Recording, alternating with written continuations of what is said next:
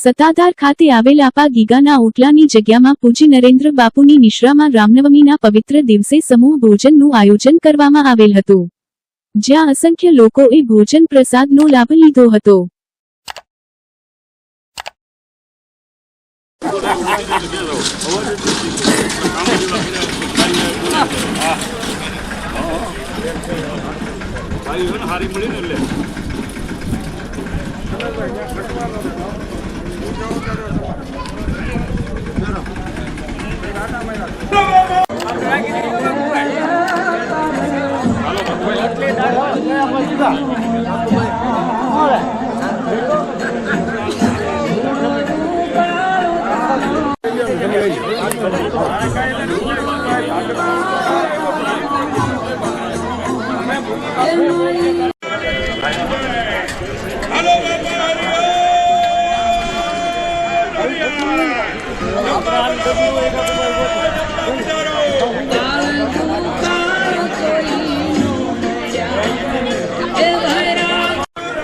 રવિન્દ્રભાઈ બાપુ દીકરો છે ભાજપ.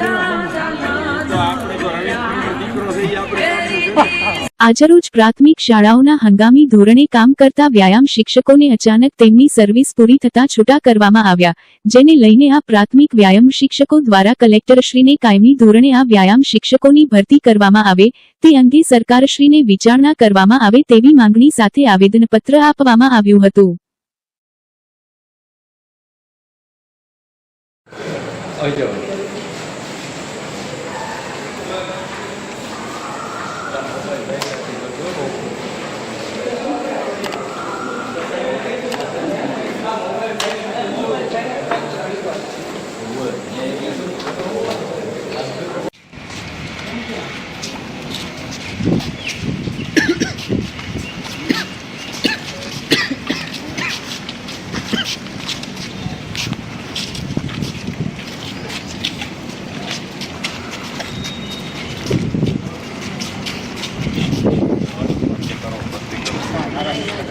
બોલો બોલો બોલો. 15 વર્ષથી જો પ્રાઇમરીમાં શિક્ષકોની ભરતી ન થતી હોય, સરકાર કરતા નથી, અત્યારે એમ કે ખેલો ઇન્ડિયા ઓલું ઇન્ડિયા બધું વસ્તુ કરે છે, તો ફિઝિકલ વાળાને અત્યારે ભરતી કરતા જ નથી. ખેલ જાહેર તારીખે અત્યારે કરે છે 11 મહિનાના કરાર આધારિત, એને કાંઈ વસ્તુ છે નહીં, ગમે ત્યારે છૂટા કરી દે છે. તો કાયમી ભરતી કરવી જોઈએ ને, અમારી માંગ કાયમી ભરતી માટેની છે. અમારા જે ફિઝિકલ એજ્યુકેશન વાળા અમારા ભાઈઓ બહેનો અત્યારે ઉપવાસ ઉપર ને અત્યારે આંદોલન કરે છે, આ બાબતે આવેદન આપી છે અને એને સમર્થનમાં આવેદનપત્ર આપીએ છીએ. એક મિનિટ કેમ ત્યારે ચાલુ કરજો, આવેદનપત્ર લઈ લો ખાલી આગળ બોલ. 15 વર્ષથી સાહેબ અમારી ભરતી નથી થઈ અને અત્યારે અમને 11 મહિનાના કરાર ઉપર લીધા છે ને, તો અત્યારે શાળાઓમાં જઈને બાળકોને પૂછો ને તો અત્યારે અમે એક દિવસ જઈને તો કેમ નથી આવ્યા. સ્કૂલ શરૂ થાય ને એટલે પ્રાર્થના પણ આશરે છે કે ભરતી કરે તો આ બધા જે અત્યારે અમે બેઠા છીએ તો એના માટે અત્યારે ભરતી કરે તો બધા લાગી જાય ને. આમના એક રજૂઆત કરો સાહેબ ને ખાલી આમના બેનો બે ચેનલનું કામ કરું ભાવ. એક ડિજિટલ મોબાઈલ આડોમાં બે હોય. તારા નામથી સાહેબ મારું નામ કાર્તિક જોશી છે. અહીંયા અમે જેટલા ઉપસ્થિત છીએ એ બધા જુનાગઢ જિલ્લાના ખેલ સહાયક મિત્રો અહીંયા છીએ. તો સરકારશ્રીએ ખેલ સહાયક યોજના જે ચાલુ કરેલી સારું પગલું એ ભરેલું હતું કે ખેલ સહાયક યોજના આવે જેથી કરીને ગરીબ બાળકો અને સરકારી શાળાના વિદ્યાર્થીઓને આનો લાભ મળે. સાહેબ આજે પરિસ્થિતિ કોઈ પણ પરિપત્ર વગર એક વોટ્સએપ મેસેજથી બધા ખેલ સહાયક ભાઈઓ બહેનોને છૂટા કરી દેવામાં આવેલા છે.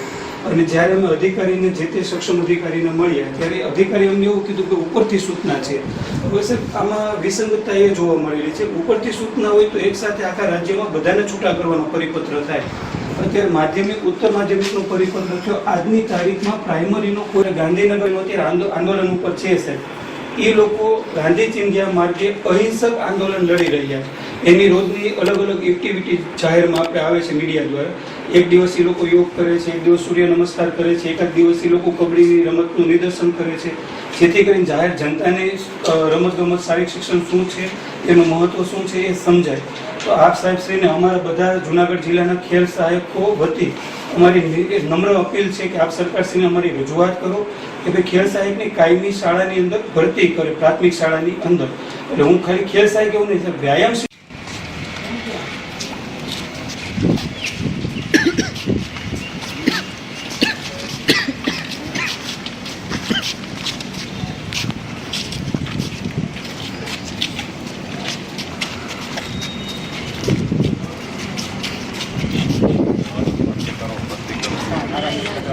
બોલો બોલો બોલો.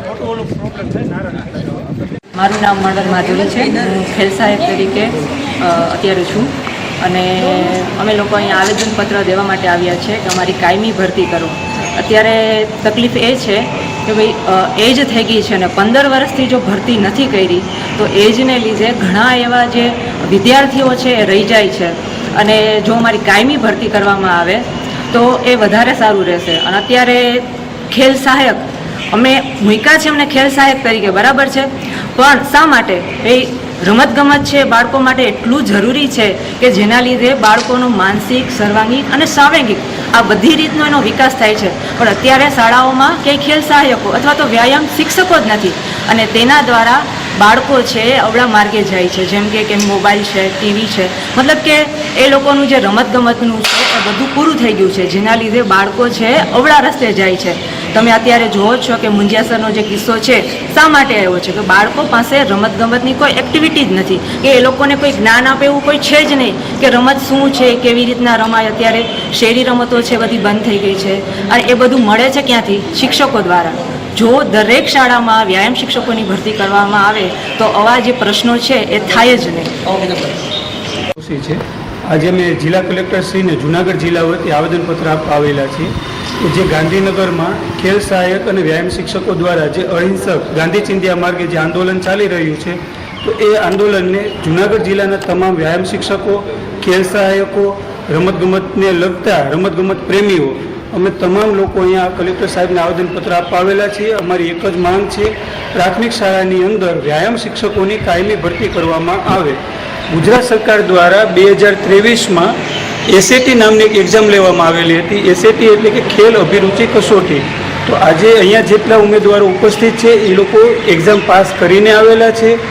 પ્રાથમિક શાળાની અંદર 5075 જેટલી વ્યાયામ શિક્ષકોની જગ્યા ખાલી છે, પરંતુ સરકાર તેમાં કાયમી ભરતી નથી કરતી અને કોન્ટ્રાક્ટ ઉપર ભરતી કરે છે.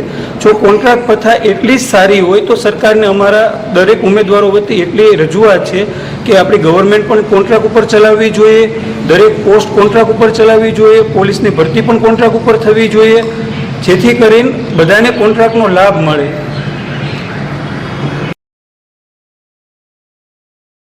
આજરોજ જૂનાગઢમાં નગરપાલિકાની સ્ટાઇલ સમિતિની ચેરપર્સન શ્રી પલ્લવીબેન ઠાકરના અધ્યક્ષ સ્થાને બેઠક મળી હતી, જેમાં પ્રભુ શ્રી રામચંદ્રજીના જન્મોત્સવ, રામનવમી તેમજ બંધારણના ઘડવૈયા બાબા સાહેબ આંબેડકર જયંતીની ઉજવણી માટે અનુદાનની રકમ મંજૂર થઈ હતી અને વન નેશન વન ઇલેક્શનના સમર્થનમાં અધ્યક્ષ અને ઠરાવ કરી સ્થાયી સમિતિ દ્વારા માનનીય રાષ્ટ્રપતિને ભલામણ કરતો ઠરાવ મંજૂર કરાયો અને અન્ય વિકાસલક્ષી કામોના ઠરાવને મંજૂર કરવામાં આવ્યા હતા.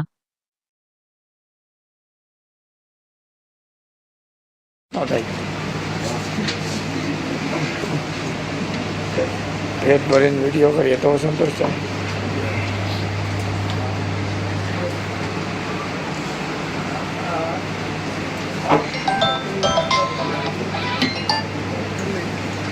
એક જ મિનિટ.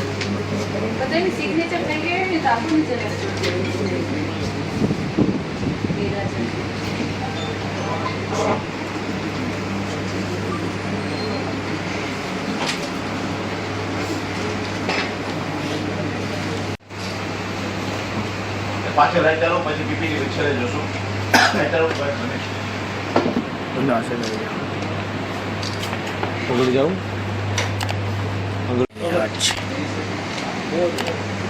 એ લોકોએ મંજૂરી આપી તમે દિવાલ હટાવી. ત્યારબાદ એમાં જ્યાં જઈ જ્યાં સ્થાનિક લોકો દ્વારા રજૂઆત હતી તો આપણા અધિકારીઓ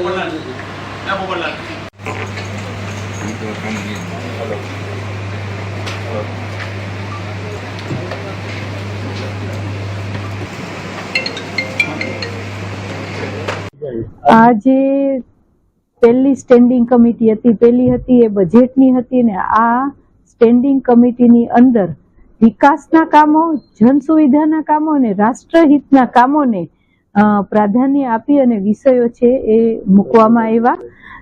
એમાં ખાસ કરીને વન નેશન વન ઇલેક્શનનો જે મુદ્દો છે એ ઠરાવ અહીંયા સ્ટેન્ડિંગમાંથી મંજૂર કરવામાં આવ્યો. બીજું એક અમે બજેટની અંદર આ મૂક્યું હતું કે PM E-બસ જે આવે છે, તો આ PM E-બસ વિશેની ચર્ચા કરી અને એ પણ એની પણ અમે મંજૂર કરવામાં આવ્યું અને એનું વિઝ્યુલાઇઝેશન આ સ્ટેન્ડિંગ કમિટીના સભ્યોને પણ અહીંયા બતાવવામાં આવ્યું.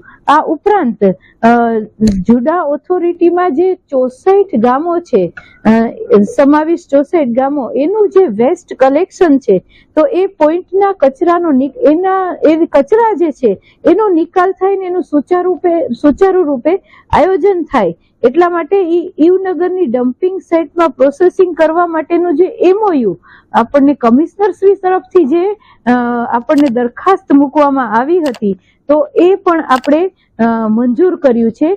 કમિશનર શ્રી તરફથી જે દરખાસ્તો કરવામાં આવી હતી એમના 7 મહિનાના જે વહીવટી શાસન દરમિયાન, એમાંથી અમે આ કામો છે એ અમુક કામો અમે મંજૂર કર્યા છે.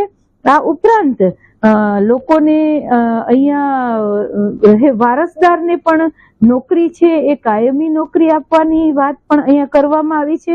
એટલે જે પંડિત દીનદયાળજીની જે એમણે જે કીધેલું કે અંત્યોદયની યોજના છે, જે છેવાડાનો માનવી કેમ સુખી રહે અને કઈ રીતે પોતાનું જીવન વહન કરે, તો એ વાત પણ અમે અહીંયા આજે સ્ટેન્ડિંગની કમિટીમાં મૂકી અને મંજૂર કરવામાં આવી છે.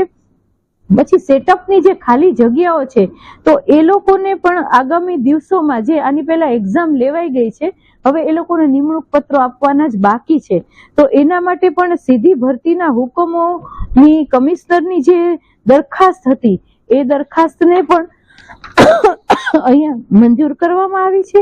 આ ઉપરાંત ચાલુ નોકરી દરમિયાન વર્ગ 3 અને વર્ગ 4 ના કાયમી કર્મચારીઓ છે એના આશ્રિત કુટુંબને ઉચ્ચ નાણાકીય સહાય રકમ જે અત્યાર સુધી 8 લાખ મળતી હતી, પણ રાજ્ય સરકારે એમાં વધારો કરી અને 14 લાખ કરવાનો નિર્ણય કર્યો છે અને એ દરખાસ્તને પણ અહીંયા મંજૂર કરવામાં આવી છે. આ ઉપરાંત આપણા જે મર્યાદા પુરુષોત્તમ નો જે શ્રી રામચંદ્રજીનો જન્મોત્સવ છે, તો એની અંદર પણ આપણે લોકો મતલબ ફાળા રૂપે આપણે એ રકમ છે મંજૂર કરવામાં આવી છે. 14મી એપ્રિલ ડોક્ટર બાબા સાહેબ આંબેડકરની જન્મ જયંતિ પણ આ જુનાગઢ મહાનગર બહુ સારી રીતે ઉજવે છે, તો એ રકમ પણ ફાળવવામાં આવી છે. આવા અનેક આપણે અહીંયા નિર્ણયો છે એ સ્ટેન્ડિંગ. સેના માટે આજે વિકાસના કાર્યો કેટલા કરોડ રૂપિયાના કામોને આજે મંજૂરી સ્ટેન્ડિંગ દ્વારા આપવામાં આવી? અત્યારે આજે છે ને, જે કમિશનર શ્રી સાહેબે જે 7 મહિનાના વહીવટી શાસન દરમિયાન જે કંઈ પણ દરખાસ્તો અમારા તરફ મોકલી હતી, તો એમાંથી જે દરખાસ્તો છે એ અમે મંજૂર કરી છે. એનો મતલબ અમુક વસ્તુઓ છે એ અમે લોકોએ પરત કરી છે એટલા માટે કે એ ઓલરેડી અપાઈ ગયા છે, જે વર્ક ઓર્ડર અપાઈ ગયા છે, જે ત્યારે અમારું શાસન નહોતું અને ત્યારે વહીવટી શાસન હતું, તો એ ઓલરેડી અપાઈ ગયા છે, તો એમાં કઈ અમારે કરવાનું થતું નથી. એની અંદર જૂના કામનું છે એ જ છે એટલા માટે.